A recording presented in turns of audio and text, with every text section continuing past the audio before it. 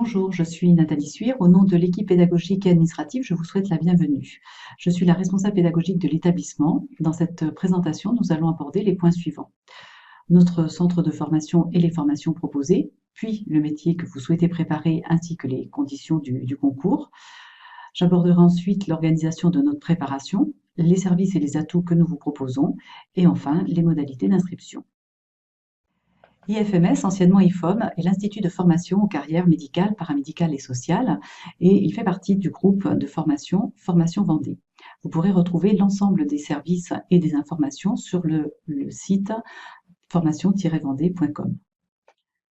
Le centre de formation existe depuis plus de 30 ans et nos locaux sont situés à La Roche-sur-Yon, dans la zone de la Courtésière, donc tout près du campus universitaire.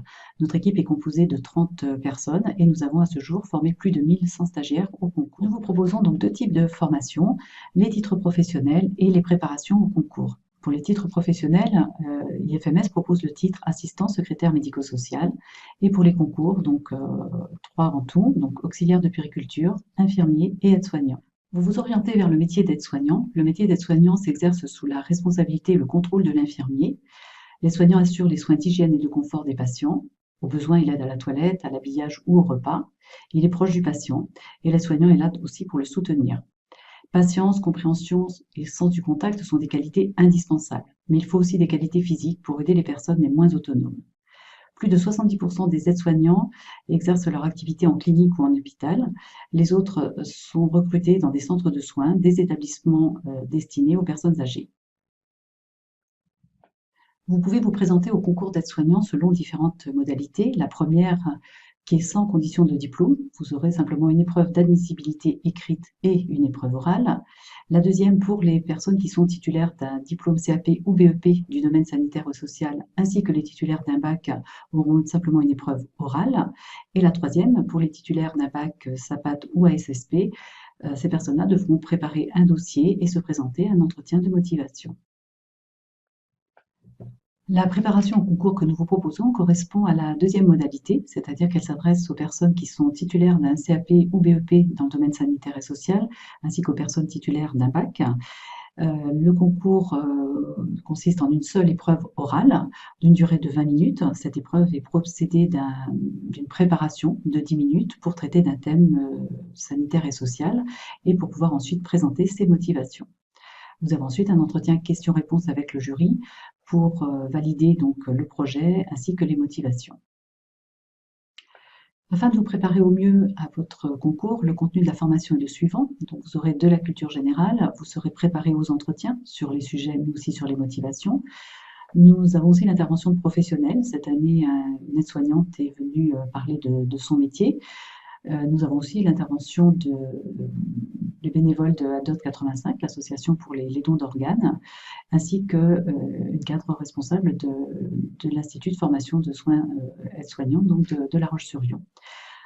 Vous avez une période d'immersion en entreprise qui vous permet effectivement de prendre contact avec la réalité du métier et aussi de travailler l'analyse de la pratique en centre de formation. Au long de cette formation, nous vous proposons 3 concours blancs oraux, dont 2 avec des binômes de professionnels pour vous mettre dans les conditions les plus proches possibles du concours. L'organisation de votre formation est la suivante.